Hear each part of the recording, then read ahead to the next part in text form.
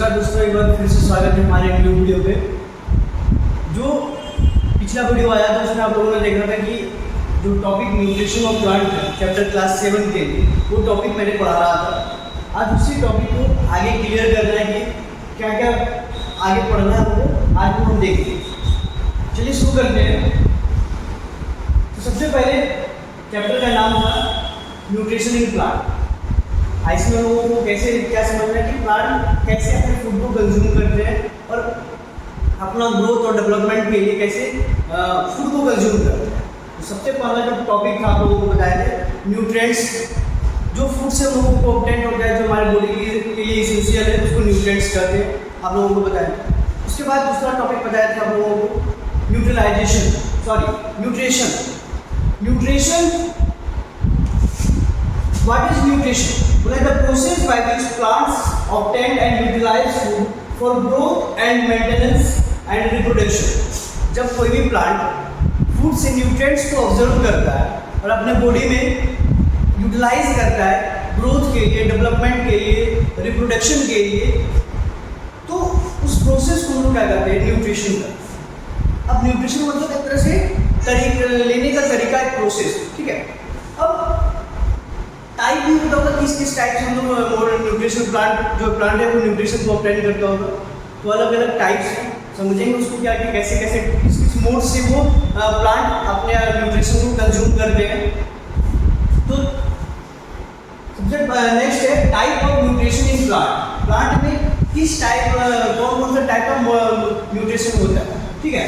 तो सबसे है पहला ऑटोट्रोपिक न्यूट्रिशन। ऑटोट्रोपिक मतलब खुद से, autotrophic nutrition plants make on through photosynthesis. वो सारे प्लांट जो अपना भोजन खुद से बनाता हो फोटोसिंथेसिस प्रोसेस की हेल्प से, उसको हम लोग क्या कहते हैं? ऑटोट्रोपिक न्यूट्रिशन कहते हैं। और सच type of plant that follow autotrophic nutrition is called autotrophic mode of nutrition. ये इस टाइप की जो भी प्लांट्स हैं वो अगर ऑटोट्रोपिक मोड को फॉलो कर रहा है तो उस टाइप को ऑटोट्रोपिक मोड ऑफ न्यूट्रिशन। इससे जस्ट हो जाएगा हेटरोट्रोपिक मोड ऑफ न्यूट्रिशन, जो कि हेटरोट्रोपिक न्यूट्रिशन को के हेल्प से अपने फूड को कंज्यूम करते हैं, उसको बोलते हैं हेटरोट्रोपिक मोड ऑफ न्यूट्रिशन। जैसे बोले some plants depend on other organism for food. कुछ ऐसे भी प्लांट होते हैं जो दूसरे प्लांट के ऊपर क्या होते हैं? डिपेंड होते हैं। कुछ ऐसे प्लांट्स होते हैं जो दूसरे प्लांट्स के ऊपर डिपेंड होते हैं अपने फूड और सेटल्स के लिए, ठीक है। तो such type of plants are called heterotrophic plants. ये इस टाइप के मोड ऑफ न्यूट्रिशन को हेटरोट्रोपिक मोड ऑफ न्यूट्रिशन करते हैं। इसके बाद ऑटोट्रोपिक में आपको बताया गया फोटोसिंथेसिस। तो प्रोसेस क्या है? फोटोसिंथेसिस प्रोसेस क्या होता है इसके बारे में समझते हैं आप लोगों को। सबसे पहले the process by which green plants use sunlight synthesis food from the carbon dioxide and water. आपको पता है कि हम लोग 3 और 4 क्लास से 5 क्लास के लिए स्टार्ट हो जाता है फोटोसिंथेसिस। ग्रीन प्लांट्स जो फूड प्रिपेयर करता है उस प्रोसेस को हम लोग क्या करते हैं? फोटोसिंथेसिस करते हैं। तो कैसे फूड को सिंथेसिस किया जाता है, ये फूड को प्रिपेयर किया जाता है? तो आपको पता है कि कार्बन डाइऑक्साइड और वाटर, सनलाइट और क्लोरोफिल के प्रेजेंस में ग्लूकोज में गड़बड़ होता है और उसके बाद वो ग्लूकोज और साथ में ऑक्सीजन रिलीज होता है, जिसको हम लोग क्या बोलते हैं? फोटोसिंथेसिस का प्रोसेस करते हैं, ठीक है। फोटोसिंथेसिस का इक्वेशन आपके सामने लिखा हुआ है, आप इस इक्वेशन को पॉज करके लिख सकते हैं, बहुत इंपॉर्टेंट है। और अगर ये जो वीडियो देख रहे हैं ये पीडीएफ आपको चाहिए तो हमारे टेलीग्राम चैनल जो आपके कमेंट सेक्शन में दिया हुआ है, आप वहाँ से उसको ज्वाइन करके वो पीडीएफ आप वहाँ से डाउनलोड कर सकते हैं। नेक्स्ट है क्लोरोफिल एंड क्लोरोप्लास्ट। क्लोरोफिल क्या है? पिगमेंट होता है। प्लांट में ग्रीन कलर का एक पिगमेंट प्रेजेंट होते हैं जिसको हम लोग क्लोरोफिल कहते हैं। क्लोरोफिल का वर्क क्या है? सनलाइट को ट्रैप करता है। सनलाइट को क्या करता है? वो ट्रैप करता है और वो सनलाइट को ट्रैप करके फोटोसिंथेसिस में हेल्प करता है। The green pigment in leaves that absorb sunlight are called chlorophyll. वो पिगमेंट जो क्या करता है? फोटोसिंथेसिस को ट्रैप करने में हेल्प करता है, एब्जॉर्ब करने में हेल्प करता है। नेक्स्ट है chloroplast, organelles in plant cell where photosynthesis take place. वो जगह जहाँ पे फोटोसिंथेसिस का प्रोसेस कंप्लीट होता है। इसके बाद है next requirement of photosynthesis. Sunlight क्या क्या रिक्वायरमेंट होता है हम लोगों को, सॉरी प्लांट को फोटोसिंथेसिस के लिए? तो सनलाइट, आपको पता है विदाउट सनलाइट फोटोसिंथेसिस का प्रोसेस कंप्लीट नहीं होगा। नेक्स्ट वाटर, वाटर कहाँ से एब्जॉर्ब होता है? रूट से। सनलाइट का जो सोर्स है वो क्या है? सन है। नेक्स्ट वाटर है, वाटर का जो वाटर कहाँ से? रूट्स के हेल्प से एब्जॉर्ब करता है। Next carbon dioxide taken in from the air through the stomata. आपको पता है कि स्टोमाटा लीफ के अंदर टीनी होल्स प्रेजेंट होते हैं, इसको स्टोमाटा कहते हैं, और स्टोमाटा के हेल्प से कार्बन डाइऑक्साइड को ऑब्जर्व किया जाता है। ठीक है। नेक्स्ट क्या है? क्लोरोफिल। क्लोरोफिल बताया आपको कि कैप्चर लाइट एनर्जी। क्लोरोफिल का काम क्या है? लाइट एनर्जी को कैप्चर करना, ट्रैप करना, एब्जॉर्ब करना, आप कुछ भी बोल सकते हो। ठीक है। तो ये सारे टर्म का जो है सबसे ज़्यादा नीड है फोटोसिंथेसिस को प्रोसेस को कंप्लीट करना। अगर ये इसमें से कुछ भी अगर अब्सेंस है तो वो फोटोसिंथेसिस का प्रोसेस कंप्लीट नहीं करेगा। जैसे कि आप लोग एग्जांपल में देखेंगे, अगर एक प्लांट को अगर डार्क प्लेस में रख दिया जाता है तो उसके ग्रोथ में कमी आ जाती है। अगर एक प्रॉपर दो हेल्दी प्लांट को जो एक सनलाइट में रखा जाएगा, एक डार्क प्लेस पे रखा जाएगा, तो दोनों में के ग्रोथ में डेवलपमेंट जो ग्रोथ हो रहा है उसमें चेंजेस आपको नजर आएगा। इसका मतलब सनलाइट जो है बहुत ज़्यादा नेसेसरी है। ठीक है। नेक्स्ट है रोल ऑफ स्टोमाटा। स्टोमाटा का काम क्या है? देखिए इधर लिखा हुआ है फंक्शन। क्या आपको भी बताया? The opening of leaves that allow gas exchange. Stomata का बहुत सारा वर्क है, एक एक करके समझते क्या होता है। स्टोमाटा एक टीनी होल से लीफ के ऊपर जो गैस के एक्सचेंज को carbon dioxide absorb from the atmosphere and release oxygen in the atmosphere. Carbon dioxide को ऑब्जॉर्ब करता है एटमॉस्फेयर से और गैस ऑक्सीजन को रिलीज करता है आफ्टर फोटोसिंथेसिस। तो ये दोनों प्रोसेस जो है इसी स्टोमाटा के हेल्प से ही होता है। और एक टर्म और है, स्टोमाटा के अराउंड गार्ड सेल प्रेजेंट होते हैं, और गार्ड सेल का काम है कि स्टोमाटा को ओपन और क्लोज करने का। गार्ड सेल का काम क्या है? स्टोमाटा को ओपन और क्लोज करने का। ठीक है। नेक्स्ट है फैक्टर इफेक्टिंग फोटोसिंथेसिस। क्या क्या फैक्टर होता है जो फोटोसिंथेसिस को इफेक्ट कर सकता है? सबसे फर्स्ट जो है light intensity. Higher light increase the rate.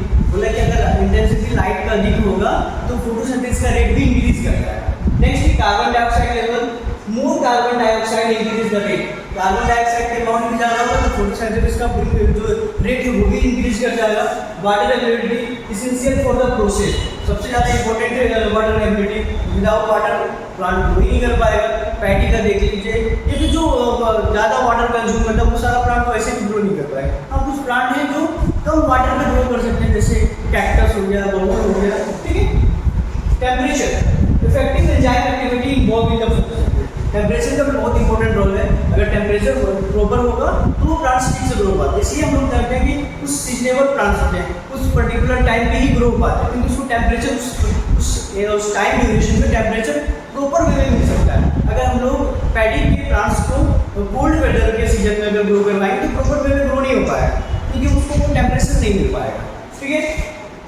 ये सारे टाइप जो बताए ये autotrophic mode of nutrition plant का एक कैटेगरी है। इसमें सारा प्लांट खुद से फोटो होता है, प्लांट जो है खुद से फूड को प्रिपेयर करता है, किसी दूसरे अनदर प्लांट या ऑर्गेनिज्म के ऊपर डिपेंड हुए थे। इसलिए हम लोग सारे जो इस टाइप के प्लांट्स हैं उसको बोलते हैं ऑटोट्रोपिक प्लांट्स जो खुद से प्रिपेयर कर रहा है। अब नेक्स्ट केस में हेटरोट्रोपिक प्लांट्स जो क्या करता हो, दूसरे के ऊपर डिपेंड। वैसा प्लांट जो दूसरे के ऊपर डिपेंड हो उसको बोलते हैं हेटरोट्रोपिक प्लांट्स। एग्जांपल्स में दिया हुआ है parasitic plants obtains nutrition from the other plants. वो प्लांट्स जो अपना फूड, अपने न्यूट्रिशंस को दूसरे प्लांट्स, दूसरे ऑर्गेनिज्म के ऊपर से, दूसरे प्लांट्स से दूसरे ऑर्गेनिज्म के ऊपर से ऑब्टेन करता हो, उसको हम लोग बोलते हैं पैरासाइटिक प्लांट्स। जैसे एग्जांपल में कसकटा, आप लोग देखते हो इसको हिंदी में अमरबेला भी करते हैं। एक येलो कलर का वायरी प्लांट होते हैं जो किसी दूसरे प्लांट के ऊपर फेंक देने के बाद वो ग्रो हो जाता है। ना ही उसके रूट्स होते हैं, ना ही उसके स्टिम्स होते हैं, कुछ भी नहीं होता है। एक वायरी टाइप का प्लांट होता है, ना ही लीफ होते हैं। वो जहाँ पे जिस जगह पे, जिस प्लांट पे, जिस ऑर्गेनिज्म के ऊपर वो जाता है वहाँ उसका न्यूट्रिशन को वो ऑब्जर्व करना स्टार्ट कर देता है। ठीक है। उसके बाद नेक्स्ट है इंसेक्टिवोरस प्लांट्स। अब इंसेक्टिवोरस प्लांट्स में बहुत सारे नाम सुनोगे। पीचर प्लांट्स, वेनस फ्लाईट्रैप, ये बहुत सारे प्लांट्स हैं जो इंसेक्ट को कंज्यूम करते हैं। आपको पता है कि इंसेक्ट को कंज्यूम करते हैं नाइट्रोजन को फिल्टर करने के लिए। प्लांट जो ऑटोट्रॉपिक मोड ऑफ प्लांट्स होते हैं उसको नाइट्रोजन ऑब्जर्व से राइजोबियम की हेल्प से ले लेते हैं, लेकिन जो हेटेरोट्रॉपिक प्लांट्स है वो इंसेक्ट को कंज्यूम करके उसको फॉलो करते हैं और वो उसको फुलफिल कर लेते हैं। ठीक है, चलिए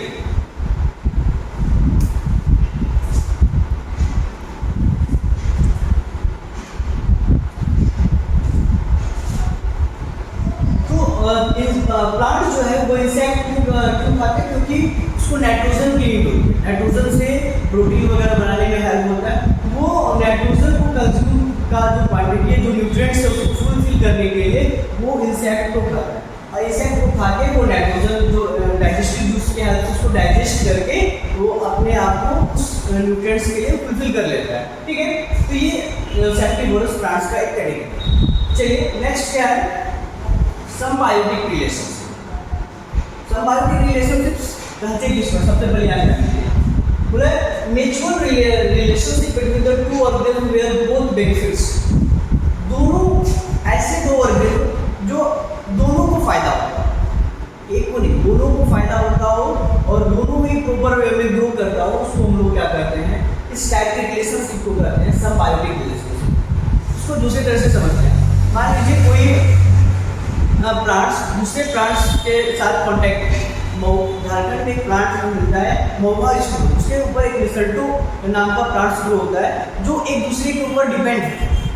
वो वाटर और न्यूट्रिएंट्स तो इसके हेल्प से वो ले लेता है, लेकिन वो फिर जो कुछ क्वांटिटी जो कुछ न्यूट्रिएंट्स है वो डायरेक्टली एटमॉस्फेयर से ऑब्जर्व करते हैं और कुछ मोवा के प्लांट्स से वो ऑब्जर्व करते हैं। ठीक है, तो उसी टाइप से सिम्बायोटिक रिलेशंस में ऐसे होते हैं जो लिग्नियस प्लांट के रूट्स में जाके वो प्रेजेंट होते हैं। लिग्नियस प्लांट कोई जो ऐसे फॉरेस्ट जहाँ पे सनलाइट प्रॉपर वे में अर्थ तक नहीं पहुँच पाता है, तो वहाँ पे कुछ प्लांट्स ऐसे होते हैं फंगाई टाइप का, वो उसके रूट्स में जाके सिचुएट हो जाते हैं, तो रूट्स में जाके वो उसके ऊपर ग्रो होता है।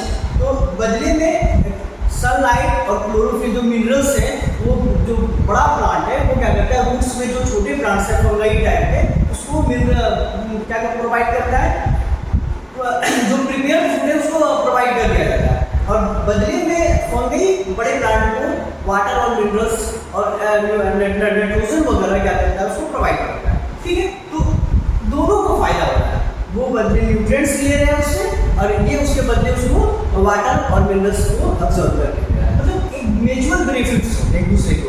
ठीक है, तो उसको बोलते हैं सिम्बायोटिक रिलेशनशिप। जैसे राइजोबियम वगैरह होता है, ये दोनों के लिए फायदा मिलता है।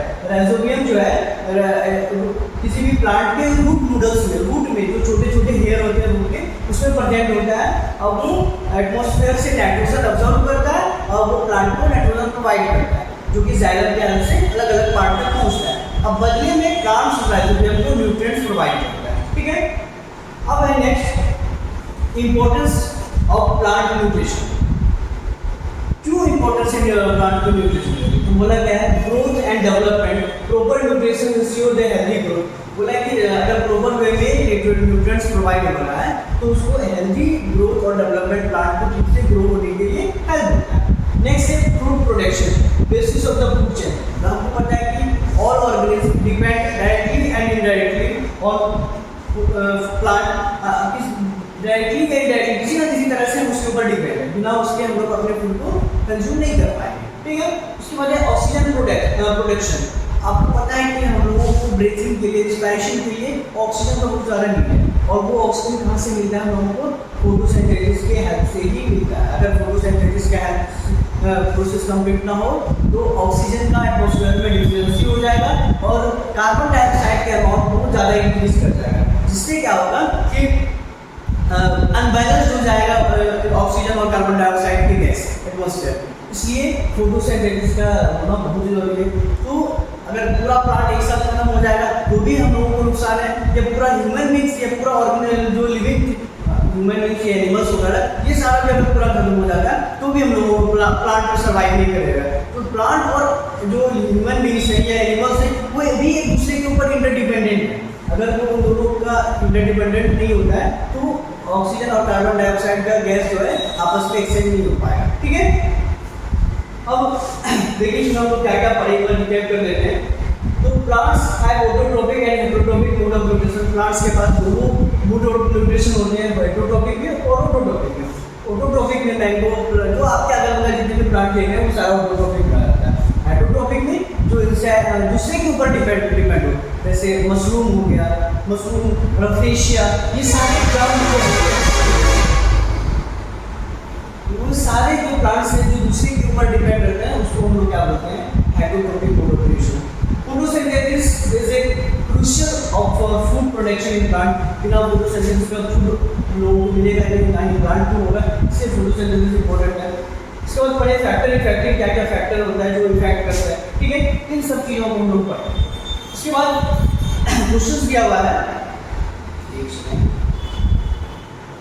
What are the raw materials of photosynthesis, क्या क्या रॉ मटेरियल होता है, ये आपको इसका सॉल्व करके आपको कमेंट सेक्शन में इसका जवाब देना है आपको।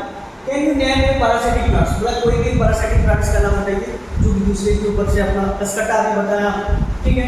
रॉ मटेरियल में क्या हो जाएगा, कार्बन डाइऑक्साइड, वाटर, मिनरल्स, ये सारा जो है वो रॉ मटेरियल्स है जो कि फोटोसिंथेसिस में हेल्प करता है, ठीक है। उसके बाद जो बनता है उसको क्या कहते हैं, ग्लूकोज, और जो ग्लूकोज प्रिपेयर करता है उसको ग्रोथ और डेवलपमेंट में यूज किया जाता है। साथ ही जो एक्स्ट्रा फूड होते हैं उसको स्टार्च के रूप में सेव करके रखा जाता है प्लांट के ऊपर, ठीक है। तो ये सारे टॉपिक्स जो है वो आपको इस चैप्टर में आपको पढ़ने को मिला, और अगर इसमें भी कुछ डाउट हो या बचा हो तो आप हमको कमेंट सेक्शन में बताइए, तो मैं उसको क्लियर कर दूँगा। और साथ में ये जो चैप्टर कंप्लीट है इसमें जो ऑब्जेक्टिव्स हैं अगले वीडियो में आप लोगों को सारा इसका ऑब्जेक्टिव क्लियर करवाया जाएगा, जो इससे रिलेटेड इंपॉर्टेंट क्वेश्चन है उसको बताया जाएगा। अगर वीडियो अच्छा हो